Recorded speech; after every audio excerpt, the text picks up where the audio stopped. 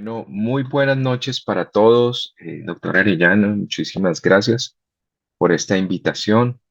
Para mí es un placer inimaginable poder estar esta noche reunido con ustedes. Muchísimas gracias.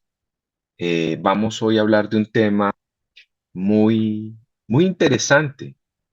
Interesante desde el punto de vista de todo lo que podríamos hacer nosotros si tomamos esta enfermedad como un modelo experimental para elaborar nuevos medicamentos y dar un viraje completamente diferente a todos esos trastornos de superficie ocular, debido a que la queratitis neurotrófica es como el último momento de una enfermedad crónica, pero que nos permite explicar muchísimas, muchísimas cosas. Voy a compartirles pantalla. Son tan amables de indicarme si se está viendo de manera adecuada. Sí, doctor, se ve perfecto. Bueno, muchísimas gracias. Eh, Dame un minuto. La queratitis neurotrófica es un tema que es una enfermedad completamente escasa, afortunadamente, pero devastadora, debido a que hasta este momento nos ha servido para entender la fisiopatología de una manera más amplia de todo lo que ocurre en la superficie ocular. Esta enfermedad degenerativa ocasiona, es ocasionada principalmente por esa pérdida de sensibilidad o daño de los nervios corneales, ¿de acuerdo? De manera crónica, que van a jugar un rol muy importante en una interacción supremamente especial con esas células del epitelio corneal y que muchas veces nosotros no entendemos desde el punto de vista fisiopatológico. Y la falta de esta interacción lleva a que finalmente esta enfermedad ocasionada por ese daño nervioso lleve a la córnea a un proceso catastrófico de ulceración, coefacción y perforación de la córnea. Afortunadamente, esta enfermedad se cataloga como una enfermedad rara, poco común, pero se encuentra una asociación muy frecuente con enfermedades que nosotros ya tratamos en la córnea, como son todos los procesos de queratitis herpética. Vean lo interesante, cómo la infección de queratitis herpética se ve afectada en un 6%.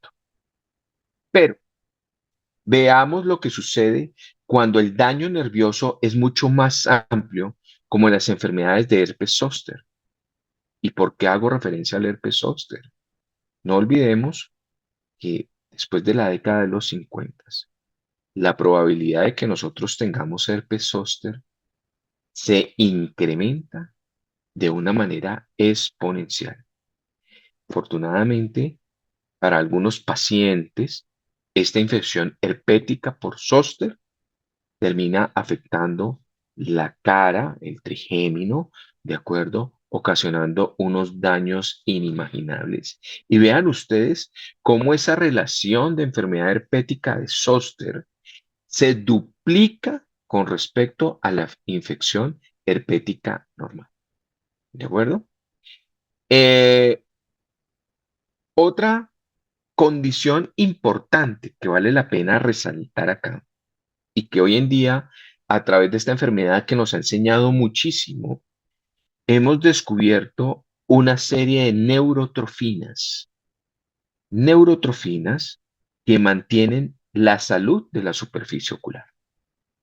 Hace un tiempo atrás yo publicaba un artículo en donde hablábamos de manera muy importante cómo algunas enfermedades, por ejemplo, en el caso del hipotiroidismo, no el hiper, sino el hipotiroidismo, ocasiona un trastorno de estos nervios de la superficie corneal y lleva a la presentación de un ojo seco de carácter eh, de comportamental de tipo evaporativo, igual al que se presenta en cirugía refractiva. Y ahí surge una idea que es, decía yo, la relación definitivamente o el abordaje, como estamos haciendo nosotros, el tema, por ejemplo, de sequedad ocular. Puede ser de pronto un abordaje errado o errático, porque hasta hace un tiempo nosotros nos basamos mucho en todo lo que tiene que ver con el proceso de osmolaridad, daño de las células epiteliales, daño de las células caliciformes, ¿correcto? Por ese cambio y aumento de niveles de electrolitos a nivel de la película lagrimal que ocasionan esa extravasación del líquido citoplasmático y que ocasiona esa conformación de metaplasia, en donde ese núcleo empieza a crecer de una manera desbordada, limpiando o disminuyendo ese espacio citoplasmático, llevando a convertir esta célula en un tema completamente disfuncional. Pero la gran pregunta era, ¿pero qué hace que esto ocurra? Pensábamos nosotros. La relación nerviosa que ocurre en los pacientes hipotiroideos, cómo se ve reflejada y ocasiona un ojo evaporativo igual al daño que ocasionamos con cirugía refractiva. ¿Por qué ocurre esto? ¿De acuerdo? Y ahí es donde agarra una gran relevancia de cómo la relación de inervación de la córnea se convierte para mí en un factor fundamental en mantener esa salud de la superficie ocular. Hoy en día, esta enfermedad, la queratitis neurotrófica, nos ha ayudado a entender muchísimo mejor esa relación fisiopatológica, ¿de acuerdo? La falta de liberación de esas neurotrofinas por parte de esos nervios que han sido dañados o lacerados, ¿correcto? Reducen, por ejemplo, efectos protectores como el parpadeo, efectos protectores como la producción de lágrima, que deben de estar inyectados o inervados precisamente por esos impulsos nerviosos. Y es aquí en donde se abre, cuando pasemos a la parte de tratamiento, una serie de tratamientos absolutamente espectaculares, inimaginables, porque hoy en día hablamos de regeneración nerviosa, de medicamentos que tienen la capacidad de regenerar estos nervios. Y yo digo, si tiene la capacidad de reversar esto en una enfermedad tan devastadora como esta, pues vamos a encontrar una salida al problema de sequedad ocular si seguimos trabajando de esta manera. ¿Qué causas nos pueden llevar a ocasionar una queratitis neurotrófica? Vean ustedes, el escenario es inimaginable. Daños a nivel cerebral, daños a nivel de los accidentes cerebrovasculares, enfermedades como la esclerosis múltiple. Si yo me voy al tema del trigémino, cualquier lesión del trigémino me va a aumentar la probabilidad casi en el 3%, como lo mostraba en el slide anterior, de que se ocasione una queratitis neurotrófica. Los neurinomas acústicos, los meningiomas, las guías de la parte trigeminal. Pero no solo eso, vámonos de una manera más específica. La parte, por ejemplo, de la lesión de los nervios ciliares, los tumores orbitarios, la cirugía refractiva. Son pacientes que pueden estar exponiéndose a tener una queratitis.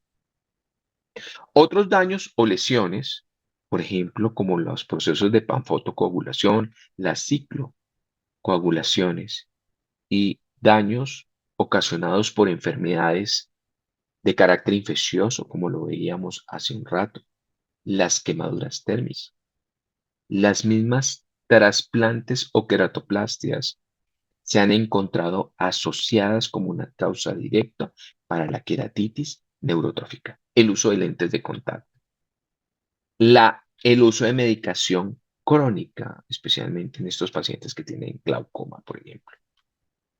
Cuando veo yo todo esto, digo, Dios mío, estamos exponiendo a nuestros pacientes a muchas cosas probablemente y a veces no tomamos una medida preventiva frente a este tipo de situaciones para evitar llegar a este proceso catastrófico. El daño del nervio o el daño de los nervios, como lo mencionaba anteriormente, que inervan esta córnea, también se puede ver en otras enfermedades de carácter genético. Está también, por supuesto, asociada a enfermedades como la diabetes, que dañan los nervios periféricos, la deficiencia de vitamina A, que afortunadamente hoy es menos frecuente en nuestros países, ¿de acuerdo? Pero vean cómo ustedes, el daño del nervio óptico se puede terminar, o del nervio óptico, discúlpenme, el daño de los nervios corneales se puede ver también en condiciones como el ojo seco moderado o severo. Es una situación que realmente vale la pena abordarla, entenderla y, ¿por qué no? Como lo decía en un principio, nos sirva de un modelo para entender muchísimo mejor esta fisiopatología del ojo seco inicialmente, que yo pienso que todavía nos falta mucho por entender al respecto de esa situación. En cuanto a la fisiopatología de la enfermedad, nosotros podemos hablar básicamente de que esta queratitis neurotrófica se caracteriza precisamente por esa ausencia de sensibilidad de la córnea. Entonces, ese nervio que hace sensible a esa córnea se convierte en un factor protector para ella misma como córnea y para la producción de esa lágrima que está alrededor. Vemos que la rama más afectada es la rama del trigémino, lo que produce la rama superior, ¿de acuerdo? La que produce todos estos factores de lagrimeo, de parpadeo, esos factores neurotróficos que les mencionaba anteriormente, que van a evitar que esa córnea genere erosiones puntiformes o incluso perforaciones de la córnea. Si yo hago la relación similar con el ojo seco, muchas veces nosotros cuando tenemos ojo seco, una de las presentaciones clínicas de la sequedad ocular es la presencia de esa queratitis persistente que nosotros encontramos en los pacientes. Me atrevería a decir que muchos pacientes que tienen esa queratitis persistente, a la cual le hemos dado muchísimos tratamientos con lubricantes, incluso algunos hemoderivados, y vemos que no encontramos una solución, es probable que ya tengan un daño avanzado de esta cadena nerviosa, ¿de acuerdo? Y que esa producción de factores neuroprotectores esté completamente ausente. Dice que estos factores liberados desde el punto de vista neurotrófico nos colaboran al crecimiento de esas células epiteliales. Vea lo que estimulan. Estimulan un factor de crecimiento a nivel nervioso que puede llevar a la formación de nuevas ramas nerviosas, al soporte ese neuronal del que les hablo, que se convierte en una herramienta supremamente valiosa para no dañar ese ciclo de producción, ¿de acuerdo? Y poder mejorar todo lo que tiene que ver con protección ocular, que es el reflejo del parpadeo, ¿de acuerdo? Y contribuir al proceso de epitelización de la córnea. Hay una clasificación muy interesante. Esta clasificación de McKee nos habla de los diferentes estados de progresión de esta enfermedad, vuelvo y repito, catastrófica.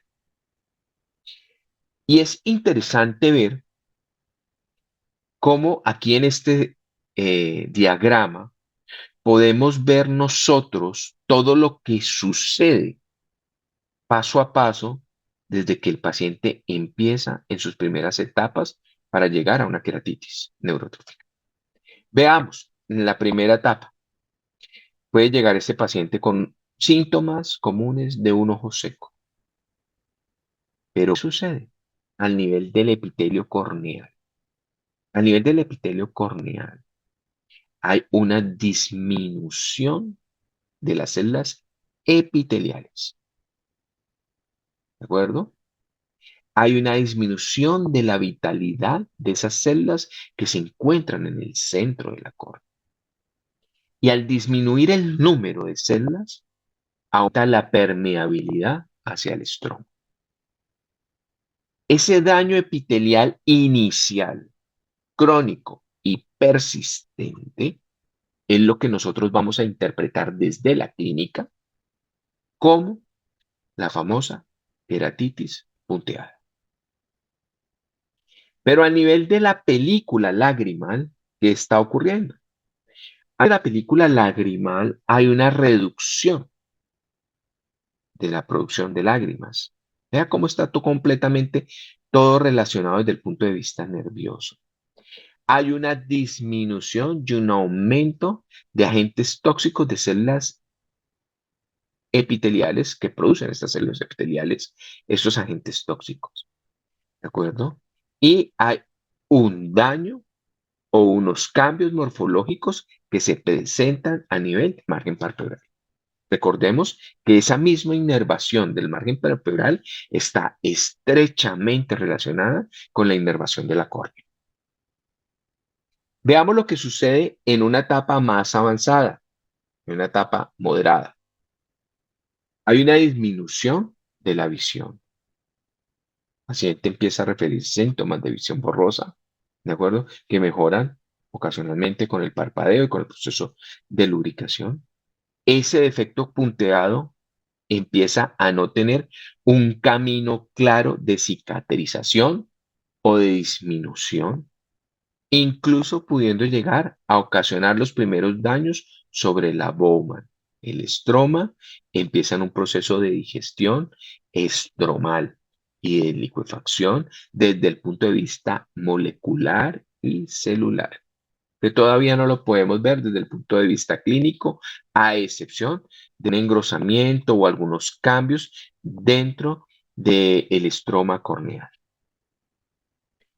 Aquí empezamos nosotros a encontrar por primera vez a nivel de la lágrima los cambios de hiposmolaridad. Por eso hablaba en un principio y les decía, probablemente, y esto ya es una hipótesis, no es nada real, pero que valdría la pena abrir un foro para discutir y deberíamos tratar de entender esto un poco mejor. ¿De acuerdo? ¿Será que nosotros que medimos la osmolaridad, los problemas de superficie ocular, ya estamos más bien midiendo una etapa mucho más avanzada cuando ya hay un daño neuronal incipiente que ha llevado a que esta osmolaridad aumente? Puede ser un camino. Y al aumentar esa osmolaridad, hay una liberación de una serie de citoquinas proinflamatorias, especialmente interleuquina 4, interleuquina 2, disminución del factor de necrosis tumoral, ¿de acuerdo? Que conllevan a llevar ese desbalance, esa disregulación, lo denomino yo, dentro de ese proceso inflamatorio que la córnea ya no puede soportar. Y cuando hemos llegado ya a este nivel, entrando probablemente al estadio 3 y hay un compromiso del estroma, creería yo que estamos en una fase completamente de irreversibilidad. ¿Por qué? La respuesta es sencilla, porque de aquí para adelante todo lo que ocurre es un evento inflamatorio que inicialmente empezó como agudo, pero ahora estamos en un evento netamente de carácter crónico. Y cuando hay una inflamación crónica en el ojo, bien sea una uveitis, bien sea una iritis, bien sea la córnea, en donde nosotros como oftalmólogos debemos tener cero tolerancia al proceso de inflamación intraocular, cero tolerancia frente a este hecho. ¿Por qué? Recordemos que el ojo tiene una forma de respuesta inmunológica completamente diferente al resto del cuerpo y tiene una condición que parcialmente lo protege, pero también se puede convertir en su contraparte, que es ese ACAI, ese anterior chamber immunodesviation o la desviación equivocada de la respuesta inmunológica de la cámara anterior. Y cuando llegamos a este momento, vemos cómo ya entramos en un proceso de lisis estromal llevado específicamente por todas estas metaloproteinasas. Me cabe a mí en este momento en la cabeza, no sé si ustedes recuerdan, cómo en algún momento nos vendían un dispositivo que nos medía, nos decía si estaba o no presente las metaloproteinasas. Este dispositivo era para el diagnóstico ojo seco, no recuerdo ahorita la casa que lo producía, aquí en Colombia lo teníamos. Cuando me lo presentan, yo digo, pero bueno, ¿y yo qué saco con saber si hay ya, si está positivo o no una metaloproteinasa? La metaloproteinasa, desde el punto de vista inmunológico, ya es como el proceso último de liberación de sustancias de destrucción masiva, sea para cualquier tipo de tejido o células. ¿De acuerdo? Si yo ya lo estoy viendo clínicamente. ¿Qué hubiera sido interesante de ese dispositivo? Hubiera sido interesante de pronto que nos hubieran indicado numéricamente, no como en una prueba de embarazo, si es positivo o negativo, sino más bien que nos indicaran numéricamente qué cantidad de metaloproteinasa hay y si estaba en aumento y si llegara a algún rango en donde yo pudiera disminuir esa cantidad de metaloproteinas. Honestamente, este dispositivo yo no lo volví a ver acá en el país. No sé si ustedes lo tengan en Perú, pero, pero digamos que esa es la opinión que tengo frente al dispositivo de diagnóstico de metaloproteinasa. Entonces hablábamos de la lisis, ya cuando hay lisis hay un riesgo de perforación, ¿de acuerdo? Ese aumento, recordemos que una de las sustancias de la del grupo celular más destructivo para el ojo es la presencia de estos linfocitos CD4.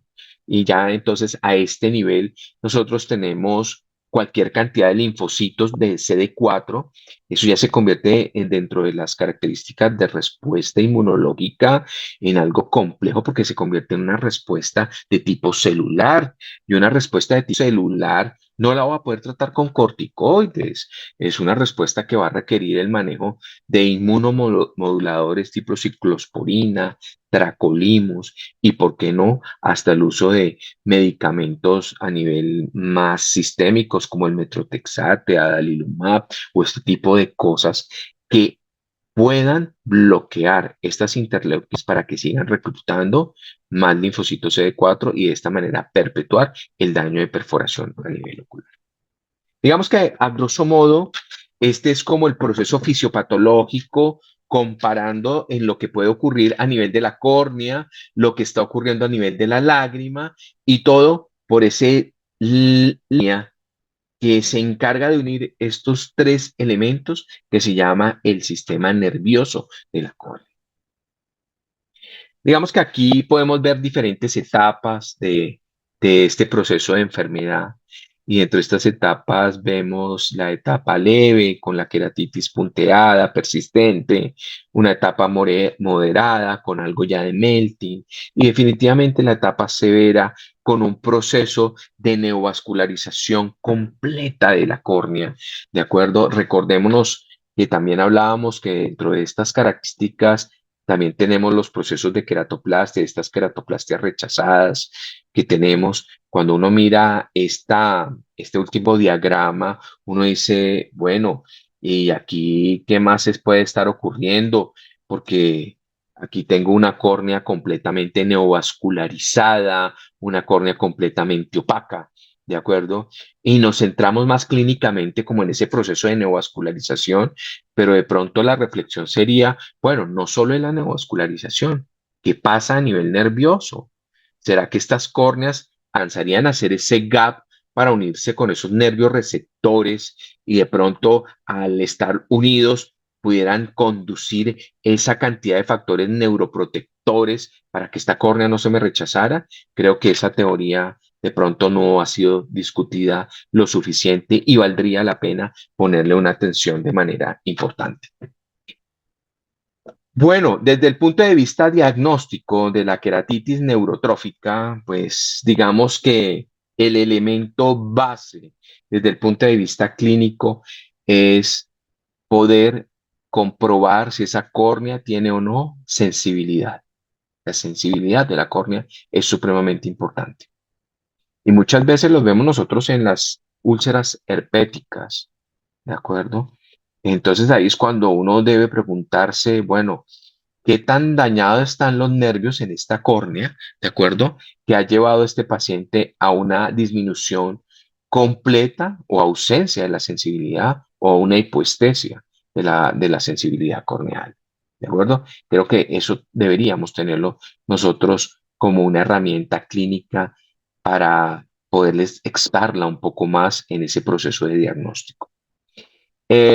Digamos que esta enfermedad incluye otras pruebas diferentes, completas, digamos que se convierte en un reto para el oftalmólogo el tratamiento de este tipo de presentación patológica. Entonces termina uno haciendo pruebas de Schirmer, NIU, tinciones vitales, tinciones con fluoresceína, rosa bengala. Hoy en día hay evaluaciones con el microscopio confocal, pero pues esto es una tecnología un poco costosa en nuestro medio para determinar cómo están esos nervios, fotografías para ver cómo es la evolución de la enfermedad, cómo se está comportando este paciente clínicamente, osmolaridad, metaloproteinasas, meibomiografía, altura de la película lagrimal. Y digamos que el diagnóstico puede reunir toda esta serie de elementos, ¿de acuerdo? Para terminar concluyendo uno que está frente a este tipo de patología. Pero entendamos un poco más cómo nosotros podríamos eh, elaborar un tratamiento a un daño que es de carácter nervioso, ¿de acuerdo? Y nosotros, ¿qué podríamos hacer desde el punto de vista médico? Entonces, uno, pues entender muy bien la fisiopatología de esta enfermedad. Dos, tener claro que la relación estrecha con la glándula lacrimal de los nervios y de las epiteliales es mucho más estrecha, disculpen la redundancia, de lo que nosotros pensábamos. Y no lo tenemos muchas veces visualizado. ¿Qué sucede cuando nosotros hacemos una cirugía refractiva, un LASIK, por ejemplo? Al terminar cortando tus nervios, el factor desencadenante de inflamación de la superficie ocular es esa liberación de sustancia P que se encuentra en los nervios. Ese es el factor desencadenante para la inflamación crónica. Pero esa misma liberación de sustancia P, ahora ese proceso inflamatorio es la encargada de manera indirecta de ocasionar ese ojo seco post-LASIK durante varios tiempos. ¿Qué terminamos diciéndole nosotros a nuestro paciente? Es cuestión de esperar unos 3, 6 meses, de pronto un año, nosotros dando tiempo para que esa regeneración nerviosa se vuelva a dar de manera sólida y consistente. ¿De acuerdo? De otra manera, el vasopéptido intestinal juega un rol supremamente importante, ¿de acuerdo? En ese proceso de amplificar o disminuir el proceso inflamatorio. Pero por otro lado, ¿qué más está sucediendo a nivel nervioso? Disminución de todos estos neuropéptidos o neurotrofinas. Al momento, hoy en día se han identificado esas neurotrofinas que ustedes ven descritas ahí y cada una tiene una función especial, bien sea en el proceso de alargamiento del nervio o bien sea en el proceso de crear otras ramas nerviosas en esta córnea. Entonces tenemos la neurotrofina 3, la 4, la 5, el factor de crecimiento nervioso. Pero vean ustedes lo interesante. Resulta y pasa que desde el punto de vista estromal, de esa parte de unión de ese estroma con el epitelio, hay unos factores epidérmicos de crecimiento celular. Ese crecimiento celular lo usan esas células epiteliales para proliferar y poder resarcir el daño que ya está hecho. Nos ayudan al cierre de úlceras corneales, nos ayudan al tema de mejorar el tema de abrasión corneal en el caso de las raspadas de córnea, por ejemplo, los cuerpos extraños. Entonces se convierte en un factor primordial, pero este factor epidérmico de crecimiento, ¿de acuerdo? Está impulsado directamente por ese estímulo nervioso. Con respecto al tratamiento médico, hay muchísimas condiciones que pueden mejorar este proceso de tratamiento médico temporalmente y en los estados iniciales. El uso de lágrimas, ¿de acuerdo? Tenemos que evitar a toda costa que estas colagenasas y estas metaloproteinasas se activen. Mm, el uso de la N-acetilcisteína eh, en preparación magistral nos ayuda muchísimo para ayudar un poco a la liquefacción de ese moco producido por las células caliciformes, a mantener una película lagrimal un poco más extensa, más esparcida, ¿de acuerdo? Algunos proponen el uso de tetraciclinas para mejorar de pronto la parte de la producción de ese sebo de las glándulas que están alrededor, o inmersas en los párpados. El uso de medroxiprogesterona para el proceso desinflamatorio en fases iniciales, ¿verdad? Hay otros factores de los que vamos a profundizar ahorita un poco que me parecen absolutamente bellísimos, como la ciencia médica y farmacológica ha avanzado en este tema, que es el tener gotas o colirios que nos ayudan a aumentar ese factor de crecimiento nervioso. Espectacular. Y esto vamos a ampliarlo ahorita en unos minutos. El suero autólogo definitivamente se convierte en una herramienta supremamente importante para suplir estas necesidades, precisamente porque el suero conocen y es muy conocido especialmente en todos los que manejan córnea y segmento anterior, las capacidades tróficas que tienen por su mismo contenido, ¿de acuerdo? Que van a ayudar a generar esa homeostasis dentro de la superficie ocular. Y definitivamente un tratamiento muy agresivo ya para los casos muy avanzados. Pueden incluir el proceso de tarsorrafias, trasplantes de membrana amniótica, colgajos subconjuntivales, etcétera, o inyección de toxina botulínica para hacer que el párpado caiga de manera permanente.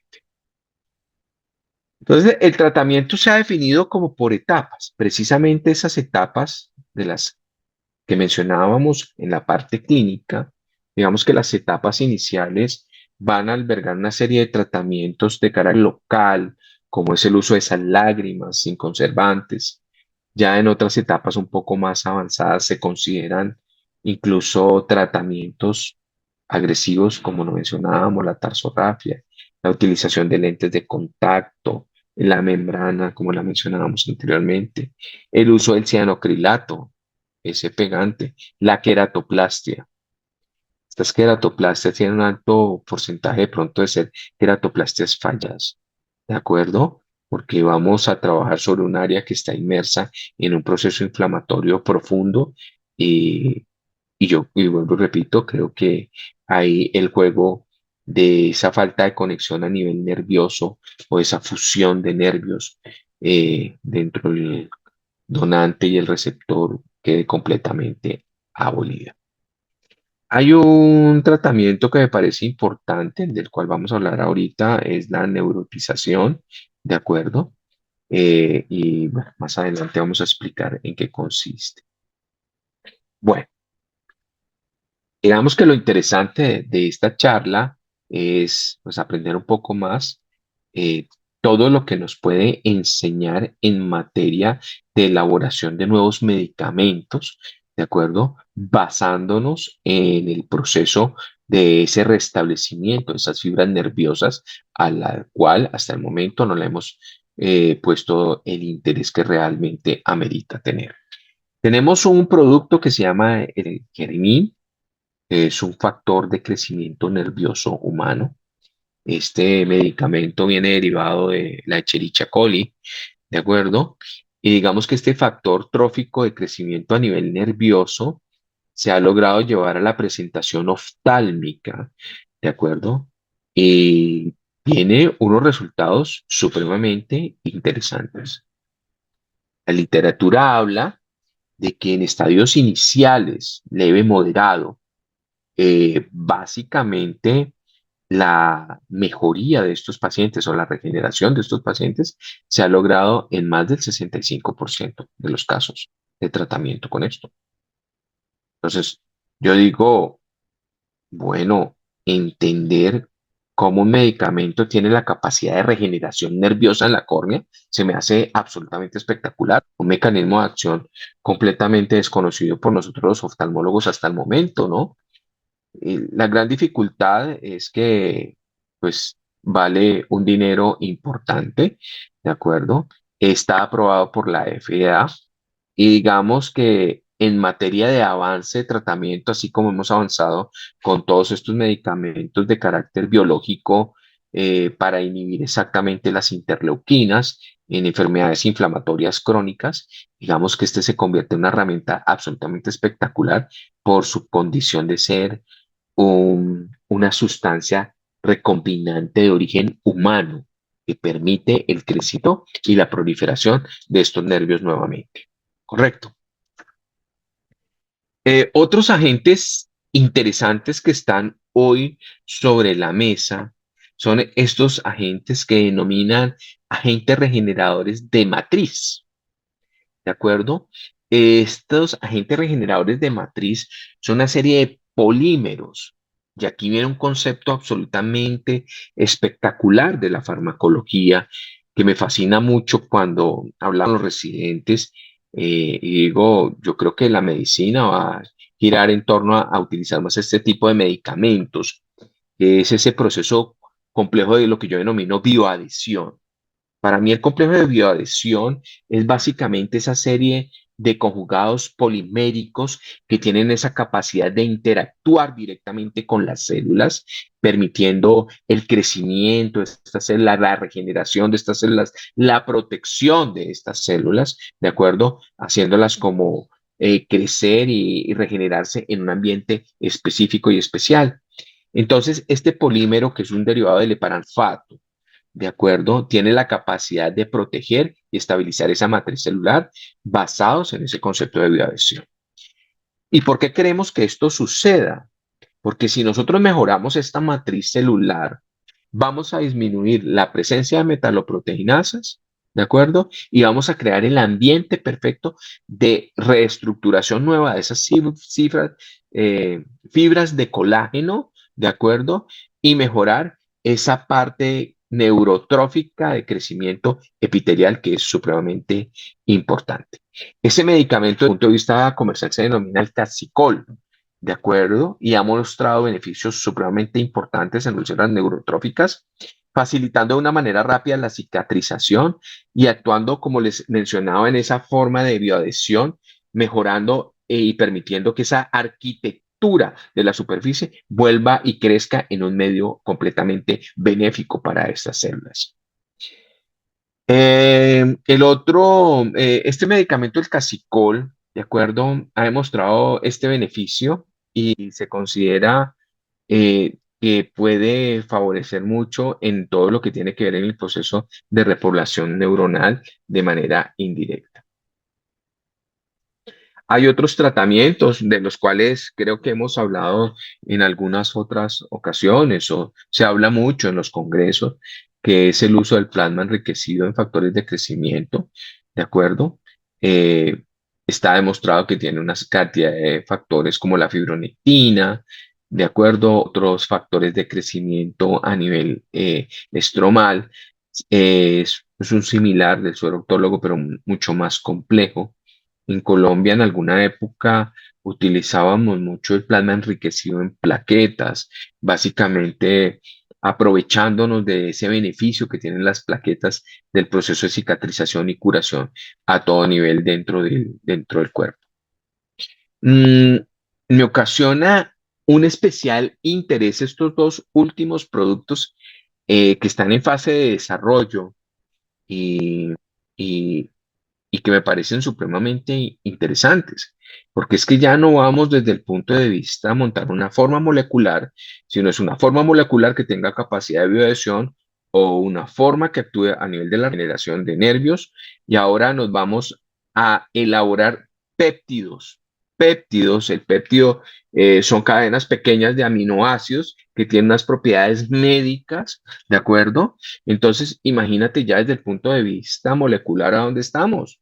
Y este péptido, la timosina, tiene una propiedad reparadora, antiinflamatoria, se formula como un colirio y esta timosina acelera el proceso de cicatrización de las úlceras neurotróficas en fase 2.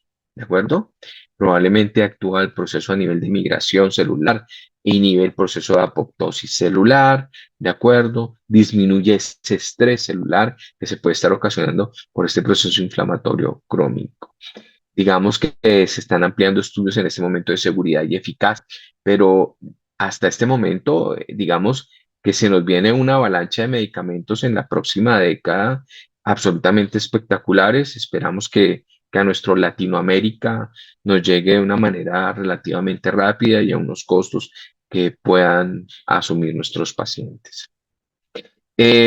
Hablábamos mucho hace un poquito de la liberación de la sustancia P como un factor desencadenante inflamatorio.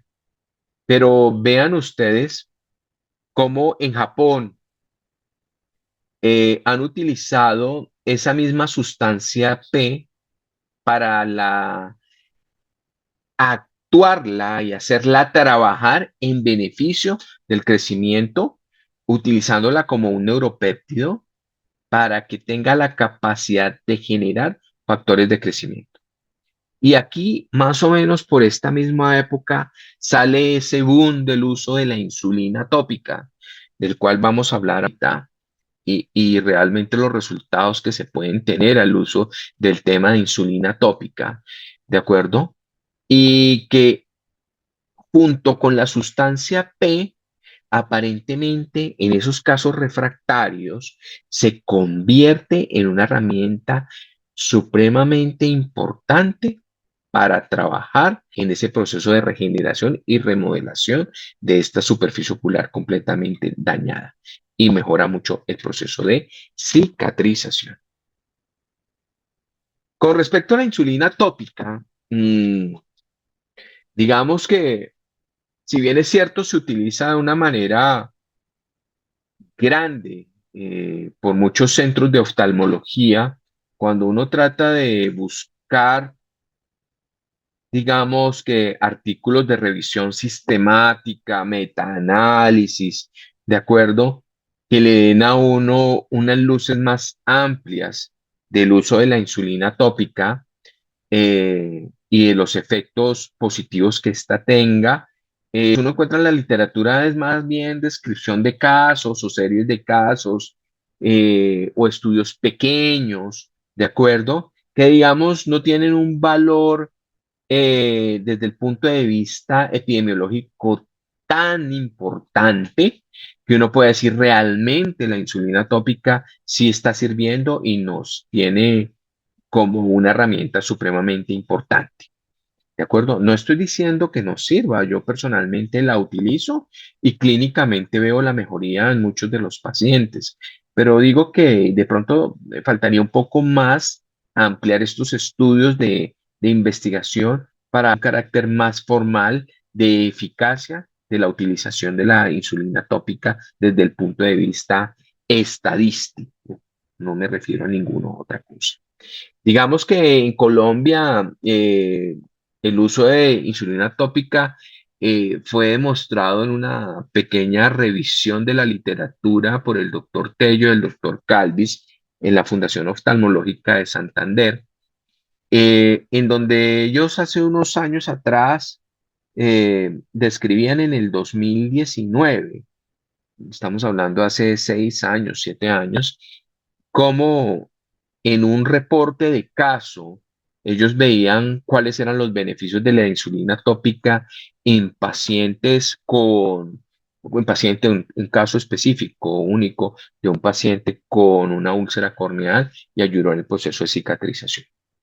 Nosotros hoy en día en Colombia nos encontramos frente a una condición un poco compleja que de pronto no existe en Perú, pero nuestro Ministerio de Salud indica que el uso de los hemoderivados, hasta que ellos como ministerio no avalen un protocolo claro del uso de hemoderivados para problemas en oftalmología, problemas en cirugía plástica, en ortopedia, pues no lo vamos a poder elaborar porque se convierte en un tema de carácter o un producto fraudulento, so pena del peso del rigor de la ley al que utilice este tipo de herramientas de derivados de la sangre. Eso digamos que es una política nacional que Expo no se extienda a otros países porque se convertiría en una catástrofe. Pero definitivamente yo era un convencido del uso del suero autólogo y del plasma enriquecido en plaquetas. Entonces esto ha hecho que nosotros miremos al uso de la insulina tópica y vemos mejoría, sí, ¿de acuerdo? Pero vuelvo y repito, se queda en la parte no formal de la investigación o no formal de la estadística. Entonces hemos venido poco a poco reemplazando todo este uso de hemoderivados por el uso de la insulina tópica. Bueno, otro tema de manejo que se utiliza ya en etapas más tardías es el uso de los lentes terapéuticos, los adhesivos tisulares. Yo creo que todos acá los que hacen córnea han usado este tipo de de adhesivos tisulares. No, no voy a volverme a ampliar más sobre este tema, ¿de acuerdo? E incluso hemos llegado en este proceso de trabajo para la queratitis neurotrófica de intervenir a los pacientes desde otra óptica, con la microexfoliación de párpados, el IPL, ¿de acuerdo? El uso de tratamiento para temas de Demodex. Conocimos en la academia un aparato que hace todo el proceso de que uno lo coloca en la nariz y para proceso de todo lo que tiene que ver con el tema de neuroestimulación y producción de lágrimas, de acuerdo por electricidad, de acuerdo con pulsos eléctricos que hace que uno produzca más lágrima con el fin de ayudar a la que esa producción de lágrima restablezca toda superficie, ¿de acuerdo? Pero creo que otra forma de tratamiento de esta enfermedad tan compleja puede ser el proceso de neurotización corneal, ¿de acuerdo? Honestamente, creo que en Colombia no creo que lo haga nadie. No sé, de pronto en Perú si hay alguien que lo haga, ¿de acuerdo? Pero básicamente consiste dentro de lo que se describe dentro de la técnica, ¿de acuerdo? Es conectar muchos de nervios dañados a un nervio sano o una rama, por ejemplo, del nervio supraorbitario, supratroclear, ¿de acuerdo? Tunelizando básicamente todo este proceso para hacer esta conexión a nivel microquirúrgico, ¿de acuerdo? No tengo mucha experiencia sobre eso, nunca he estado en una cirugía de esas y realmente me limito básicamente a comentarles que este tipo de terapia hoy en día en algunas partes se realiza y aparentemente han tenido buenos resultados. Diagnósticos diferenciales de esta enfermedad múltiples puede confundirse con queratitis, enfermedades de ojo seco, el mismo herpes, que puede ser diagnóstico diferencial, pero también causa de la queratitis neurotrófica, todo este tema de inflamaciones crónicas de la córnea operatorias, el mismo Sjögren, etcétera. Digamos que este es como un resumen, ya para terminar, ¿de acuerdo? De todos los estadios y manejos que de pronto se pueden llevar a cabo para abordar este tipo de patología y soy un convencido, y lo repito por última vez, y les pido excusas a los colegas de insistir tanto, esta enfermedad de queratitis neurotrófica nos ha enseñado muchísimas cosas de abordar esta patología desde diferentes ópticas y poder trabajar mucho sobre algo que tenemos muy olvidado, que es todo ese tema de inervación de la córnea, que nos puede servir para manejar otras patologías como ojo seco y otro tipo de enfermedades de la superficie ocular.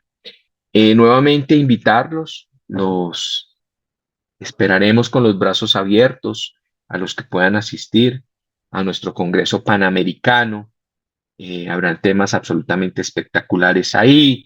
Eh, Creo que es un momento muy bonito para no solo asistir a un evento científico.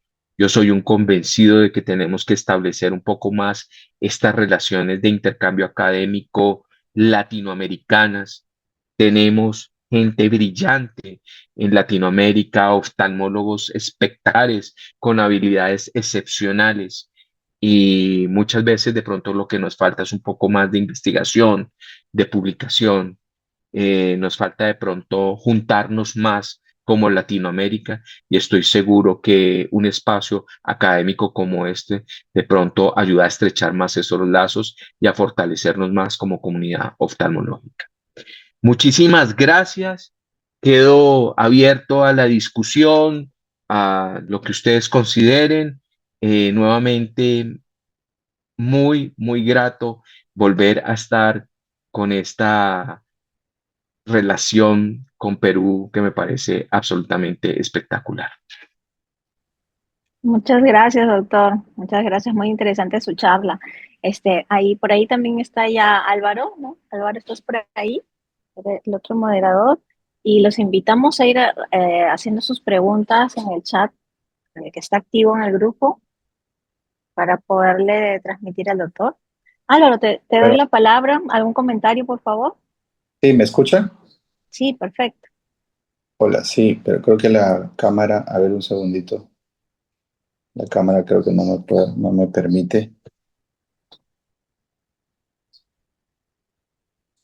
Voy arreglando esto de la cámara, pero sí me escuchas, ¿verdad? Sí, te escucho perfecto.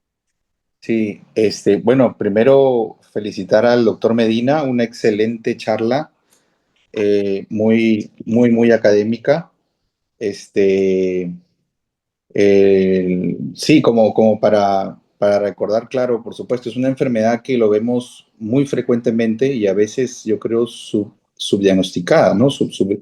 Porque, ¿qué pasa? Que, por ejemplo, en pacientes diabéticos, ¿no? Tenemos a veces queratopatías neurotróficas iniciales que, que lo podemos ver de repente como una queratopatía puntata y le hacemos el test de sensibilidad, ya están teniendo problemas en la sensibilidad y debemos, como le digo, a la mayoría quizás de nosotros se nos pasa. Entonces hay que eh, tener siempre presente, ¿no? En nuestra mente este tipo de enfermedad. Y también, por ejemplo, más que todo, se describe, por ejemplo, diabéticos, hay papers relacionados a eso en diabéticos que, por ejemplo, tienen solamente diabetes, pero sin retinopatía diabética y con una microscopía confocal se ven el plexo más o menos normal, pero cuando ya empiezan a hacer retinopatía diabética, el plexo nervioso disminuye y eso le causa mayor disminución de la sensibilidad y por lo tanto una queratopatía neurotrófica. Entonces, simplemente el no estar controlado hace que estas lesiones epiteliales puedan aparecer. Entonces, es sumamente importante. Todo proceso neurológico en sí que altere, por ejemplo, este arco reflejo nervioso, ¿no? De la sensibilidad, tumores en el cerebro, etcétera, que pueden afectar las fibras aferentes y eferentes, nos puede dar también problemas de queratopatías neurotróficas. También, por ejemplo, en la enfermedad de Parkinson, también se ha visto disminuciones de cardiopatías neurotróficas y le hacen también microscopía confocal y hay disminución de los plexos, del calibre de estos plexos nerviosos, ¿no? Entonces, parece que en muchas, muchas enfermedades. Yo creo que, como dice el doctor, eh, tenemos que hacer una buena historia clínica, preguntar bastante, bastante al paciente, y simplemente con un poquito más de, como se dice, horas de silla, podemos llegar al diagnóstico en etapas quizás tempranas, ¿no? También otra cosa que comentó el doctor sobre las metaloproteinasas, lamentablemente acá en el Perú no lo tenemos, no tenemos esos test, nos gustaría también tenerlos, pero sí estamos de acuerdo en que la utilidad pues quizás no sea demasiada, sino usarlo, bueno, se utiliza mucho para la parte de investigación, ¿no? Pero en la parte clínica quizás no tanto, ¿no? No nos sirva de mucho. Y, y bueno, algo que también me ha pasado mucho es, por ejemplo, los pacientes de glaucoma. Justo hubo una charla referente a eso también en el Congreso, que son los pacientes que se someten a ciclo fotocoagulación y después, un par de semanas, llegan con queratopatías neurotróficas, ¿no? Eso también es importante ver al paciente desde un inicio, y creo que haciéndole los test de sensibilidad adecuados, tener una buena lubricación, podemos evitar que pase eso, ¿no? Muchas de estas coretopatías neurotróficas son iatrogénicas, ¿no? Tenemos la cirugía refractiva, ¿no? Entonces, creo que debemos estar atentos a todos estos problemas para, para atacarlos desde un inicio temprano y evitar complicaciones. Sí, sí, muchos pacientes hay de esos que se someten a ciclo crío. Yo también recibo varios, pero por ahí siempre han tenido algún componente inmunológico o diabéticos, ¿no? Y realmente sí es bastante frecuente recibir ese tipo de pacientes. El queratopatías neurotróficas, lastimosamente, como explicaba el doctor, son patologías que son muy difíciles de tratar, ¿no? El paciente no siente, no puede llegar ya con el ojo bien mal y posiblemente no se ha dado cuenta, ¿no? Y poner un injerto cuando se está por perforar o una córnea, algo ahí, es complicado porque nuevamente no tiene la sensibilidad y eso igual se va a desgastar y igual se va a ir, ¿no? Entonces, ¿cuánto hacerlo? A veces mejor verlo de la superficie. Ahí le mandan, doctor, muchos saludos en el chat de El Salvador. Eh, de Alejandra Mendoza y pregunta, ¿qué lubricante sin preservante recomendarían estos pacientes con queratitis neurotrófica? Bueno, muchísimas gracias por el saludo de Salvador. Mira, recordemos que el tema de los lubricantes se realiza como en esas fases iniciales. Yo no perdería de vista ese proceso clave del concepto de bioadhesión celular.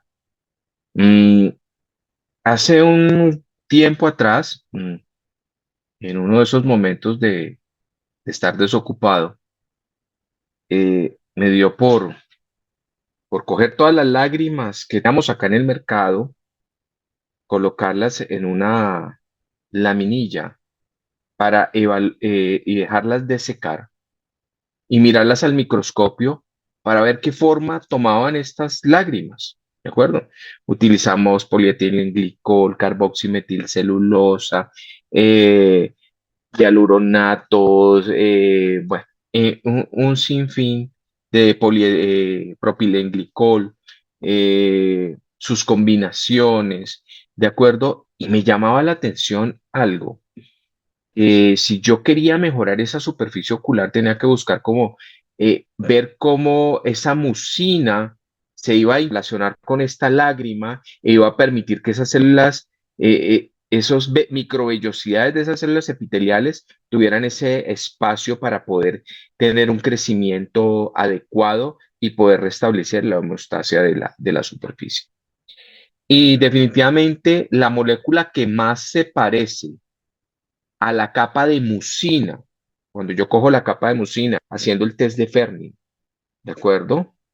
Y la molécula que estructuralmente es más similar a, a esa capa de mucina es los derivados o medicamentos derivados del hialuronato, ¿de acuerdo? Entonces dije, bueno, si esto es lo más parecido, cumple la primera ley de lo que a mí me gusta tener en un paciente, que es ese proceso de bioadhesión.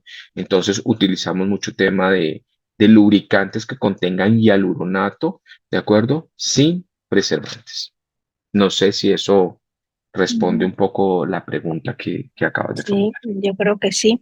Y con respecto, doctora, a la insulina que estuvo conversando, mire, el tema que tocó de que los hemoderivados no pueden usar en Colombia me ha sorprendido mucho y Sí. qué pena, ¿no? Porque realmente es una herramienta de mucha utilidad. eh, y entonces, bueno, ahora ya tienen que usar entonces insulina prácticamente para todos los Sí. pacientes que tienen, ¿no? Algún defecto y todo. Y más o menos, bueno, hay algunos artículos que mencionan diferentes concentraciones de insulina. ¿Usted qué concentración de insulina maneja? ¿Qué tipo de insulina? ¿Cuál es la dosificación que manda este tipo de pacientes? ¿Y al cuánto tiempo empieza a ver los efectos? O sea, ¿cuándo va viendo que va cerrando este tipo de lesiones, de úlceras nerviosas? Bueno, empecemos primero por el tema de la respuesta eh, del tiempo de duración para tenerlo claro. Digamos que uno no ve una respuesta de una manera inmediata o, o relativamente poco inmediata como lo verías un suero autólogo o un plasma enriquecido en plaquetas. Yo recuerdo que mostrábamos en alguna época cómo este plasma enriquecido en plaquetas tenía la capacidad de regenerar defectos epiteliales de la superficie de 4 a 6 semanas, o sea, relativamente rápido, ¿de acuerdo? Era una regeneración supremamente interesante. Digamos que con respecto a la concentración, nosotros usamos insulinas que tengan unas concentraciones bajas, ¿de acuerdo? Más o menos una unidad internacional por ml hasta 25 unidades internacionales de insulina por mililitro, ¿de acuerdo? Digamos que eso es lo que nosotros utilizamos frecuentemente, dependiendo del caso y la severidad del defecto que vayamos a tratar. Ujú, ok. ¿Y cuánto tiempo lo deja Entonces, después de que está ya actuando, que ya está cerrando? básicamente hemos tenido pacientes que se van incluso hasta los 6 meses o un poco más. No es tan rápido el contexto. Por eso Ujú, de pronto mencionaba un poco de la falta de estudios, como para ujú, entender un poco más la eficacia en estudios ujú, grandes de volúmenes de pacientes que nos ujú. permitan en como un poco esas métricas de evolución. Muchas veces tú hablas con otros oftalmólogos, no, a mí me da 3 meses, no, al otro un año, no, al otro 6 meses, ¿de acuerdo? Entonces realmente como que no hay una forma clara como cuando tú lo tienes con un hemoderivado, ¿no? Tú colocas un plasma enriquecido en plaquetas y sabes que a los 2 meses eso ya debe estar completamente sanado, ¿de acuerdo? Pero acá se convierte en un tema de dosis, concentración de insulina tópica, uso en el tiempo, frecuencia en la aplicación, ¿de acuerdo? Entonces empiezan como a intervenir muchísimos factores alrededor. Y yo creo que por eso es una de las razones de las cuales, porque en Japón combinan esta insulina tópica, si ves que no la dejan sola los oftalmólogos en Japón, sino la combinan directamente con sustancia P, ¿no? Con ese péptido, ¿no? Entonces, como que fusionan ambas cosas, uno para inhibir el proceso inflamatorio y el otro para permitir el proceso de regeneración a nivel nervioso. ¿A algún país de Latinoamérica a ustedes les llega sustancia P? ¿Tienen el preparado No, de P? todavía no. Esos son temas netamente académicos que uno ve en los artículos, pero que uno apenas lee esos artículos y uno dice, ay, Se yo quisiera emociona tener uno, ¿no? esto acá, se emociona uno, yo quisiera tenerlo acá mismo para empezar a utilizarlo, pero Sí, sí, en sí, algún sí. momento nos llegará, ¿de acuerdo? Sí, esperemos que sí. Álvaro, ¿algún comentario más? ¿Alguna pregunta? Álvaro, ¿estás por ahí? A ver, ¿se conecta? Bueno, eh, esta es una enfermedad que realmente a veces da mucha pena con este tipo de pacientes, ¿no? Porque a veces no, o sea, es tratarlo, pero a veces no se logra la solución final, porque la solución es que mejorarle la inervación y a veces esos nervios no hay forma, ¿no? Entonces, de repente, no sé, su experiencia también en lo que es uso de vitaminas, les manda vitamina B12, algún suplemento, funciona, o alguna otra cosa más. La tarsorrafia que mencionó es algo muy simple, pero que muchas veces creo periodos en los que son de mucho riesgo, ¿no? Porque es la única forma en la que mecánicamente de repente podemos proteger el ojo para que se transforme de alguna forma, ¿no? Entonces, creo que es algo simple, pero que todavía tendría su indicación o algo así, ¿no? Entonces, Correcto, así es. no sé qué comentario nos pueda venir al respecto. Bueno, básicamente, pues yo pienso que estas medidas de carácter quirúrgico como la tarsorrafia, digamos que se convierten en medidas desesperadas para nosotros los oftalmólogos. Ya ahí ya tú no piensas si tiene o no la metaloproteinasa, no, lo que te interesa es terminar salvando el ojo de una perforación ocular y complicar más, evitar una mayor complicación, e incluso evitar llegar a una enucleación. Y con respecto al tema de las vitaminas, pues digamos que la literatura básicamente lo único que menciona es la deficiencia de vitamina A, pero desde el punto de vista terapéutico no recomienda ningún uso de vitaminas que puedan tener o ejercer ese efecto de regeneración. Probablemente, digamos que en otras partes del cuerpo, digamos que a nivel neuromuscular, sí se utiliza mucho el complejo B, pero lo interpreto más que se utiliza en el sentido de mejorar ese proceso inflamatorio localizado, pero no más desde el punto de vista regenerativo. Y baso esta afirmación, me parece que lo que se mencionaba anteriormente, por ejemplo, la neuropatía diabética, ¿no? Eh, es un tema que es bien interesante como fenómeno fisiopatológico, pero digamos que los neurólogos no están formulando vitamina B12 o algo para el proceso de regeneración de estos pacientes de neuropatía diabética. Yo considero que este problema de la queratitis neurotrófica es como el tema neurológico del ojo, ¿no? El daño neurológico de la córnea, ¿de acuerdo? Esa es nuestra neuropatía compleja o similar a la diabética que tenemos que lidiar o trabajar con ella. Ujú, sí, ok, perfecto. Ya tienes, creo que el pase, Álvaro, para poder hablar. Hay otra pregunta también ahí que mencionan, ¿por cuánto tiempo podría usar la doxiciclina por vía oral en estos pacientes? Doxiciclina por vía oral, pues ustedes saben, efectos secundarios, los complejos que a veces tienen este tema de tratamiento.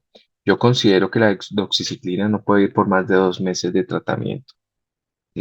Pienso mucho siempre en los efectos colaterales a nivel hepático, especialmente, ¿de acuerdo?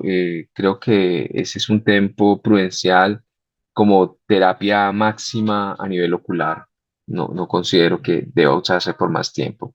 Me llama, por ejemplo, muchísimo la atención de que a veces, por ejemplo, nosotros manejando estas queratopatías herpéticas, ¿de acuerdo? Encontramos muchas veces esos pacientes con 800 miligramos de aciclovir, 400 cada 12 horas, bien, ¿y cuánto llevas tomando aciclovir? No, 1 año, 2 años, 3 años, y uno, oh, por Dios, venga, y le han hecho una prueba de función hepática. No, nunca, doctor. Y entonces uno dice, Dios mío, y se nos olvida a veces como esa parte farmacológica y no tenemos claro, lo pongo como ejemplo para el tema de doxiciclina, ¿de acuerdo?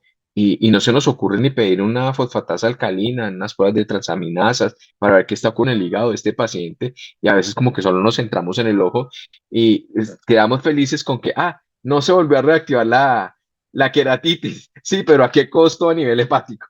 ¿De acuerdo? Entonces es lo mismo con la Sí, sí, doxiciclina, sí, es cierto. Y también cae muy mal al estómago, hay pacientes que no lo toleran. ¿sí? Entonces, bueno, Sí, sí. así es. Bueno, Doctor muchas Medina. gracias. Ahí está Álvaro. Sí, sí, sí. todavía sigo. Ok. Es- ¿Algún comentario más? Justo quería comentarle lo del casicol. Tenía conocimiento de que lo habían retirado, creo, del mercado en Barcelona en el 2020. No sé si, pues es un producto de laboratorio TEA y no sé si llegó en algún momento a Colombia, ya que a veces llega a Colombia primero y después llega a Perú, ¿no? Pero si en algún momento No, llegó a utilizar casicol. no, nunca lo llegamos a utilizar acá, jamás se pidió registro de medicamento para casicol en nuestro país. Tú tienes toda la razón, se utilizó mucho en Europa o se utiliza en Europa. No sé en España qué ocurriría, ¿de acuerdo? Pero desde el punto de vista farmacológico, me parece que este paransulfato sí se convierte. Recordemos mucho que cuando uno se cultivó celulares a nivel de células epiteliales, uno básicamente utiliza principios de paransulfato para cultivar estas células. Es decir, que desde el punto de vista biológico, a mí me parece que hace todo el sentido, ¿de acuerdo? Probablemente como todo generaría algunos efectos secundarios, algunos problemas, costos, elaboración del producto, bueno, ya se convierte en medidas locales, pero en Colombia nunca lo hemos tenido. Probablemente no. Yo cuando también estuve revisando bibliografía y vi, dije, uy, qué genial producto todo, y vi TEA ya está en Perú, les pregunté y me dijeron que no, que ya no lo estaban formulando, y pasa como usted dice, ¿no? Muchas veces, a veces hay productos muy buenos, pero pasa que a veces o no los prescriben muchos oftalmólogos porque de repente a veces tampoco lo consideran en algunos casos y luego lo van continuando algo, pero realmente a mí me parecía que era una excelente herramienta, ¿no? Entonces, Sí, bueno, ojalá que en algún momento se vuelva a dar, o qué habría pasado en realidad, no lo sé tampoco. exactamente. Toca indagar en el Toca intríngulis indagar. de TEA, indagar Ahí qué menciona ocurrió. que a Rosita menciona que te sacó un comunicado de retiro del medicamento, pero no dio razones, probablemente por un tema de regulación. Ahí está Rosita, hola Rosita. Sí, seguramente. Algo por ahí. Yo también estuve indagando, pero exactamente no me dieron tampoco una razón en general. Bueno, estaremos atentos a los demás productos que vayan saliendo, porque esta enfermedad pues es terrible de tratar y así estamos. Y bueno, ahí seguiremos dándole. Bueno, doctor, muchas gracias, siendo avanzada la noche, y creo que hemos hecho una excelente plática, una conferencia magistral muy buena. Muchas gracias. Y a nombre de la Sociedad Peruana de Oftalmología y de todos los que hemos estado conectados, la charla está quedando grabada en la página web de la sociedad. No sale ahí mismo, pero luego sale en unas semanas y podemos revisar todas las charlas que tenemos en los webinars para todo el que desee ingresar por internet a la página web. Y reiterar la invitación del doctor al Panamericano que va a ser en Bogotá, en donde van a estar de anfitriones y donde esperemos que la mayoría podamos acompañarlos. Ya estaremos ahí para podernos reencontrar y poder compartir conocimientos y amistad con todos nuestros colegas de toda Latinoamérica. Muchas gracias por todo. Gracias, Álvaro. Gracias, doctor. Y nuestros saludos cordiales. Gracias, Bueno, doctor. una feliz noche para todos, que descansen. Hasta luego. Igualmente, hasta luego, doctor. Hasta luego con todos. Hasta Gracias. luego. Adiós.